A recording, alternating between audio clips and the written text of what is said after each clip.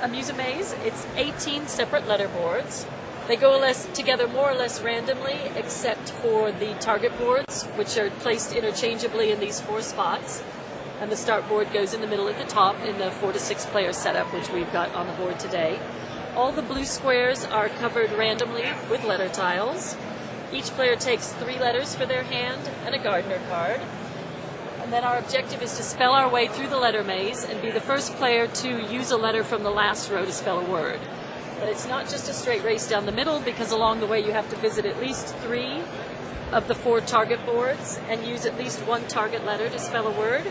When you do that, you get a target token, and when you have 3 tokens, then you can go and make your way to the end of the board. You have to spell a word, or if you're stuck, you can always move just 1 space to kind of keep you going. The board evolves as we play, because we play letters in from our hand and we pick up letters from the board, or we can just use the letters that are stamped on the board. The first player might spell L-A-W. The next player could spell A-G-E, take the G into their hand. They can then use that later.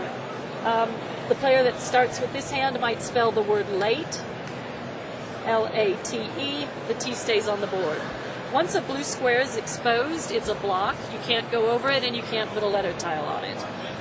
The hedges are also obstacles you have to work around. One time during the game, you can use your gardener card to cut through a hedge, whether you cut through a hedge as large as E to X or as little as O to M. Once he's used, he retires for the rest of the game. There are 2 possible go-agains. One is to use what we call the premium letters, which are the dark letters printed on the board. If you use one of those to spell a word, you get to go again. And if you use a word of 5 letters or more, you get to go again. But each of the go-agains apply only 1 time per turn. A gentleman named Ethan Goffman created it for us. We class them as sort of family/educational/party. So fun games that teach you something and keep your mind active for all ages.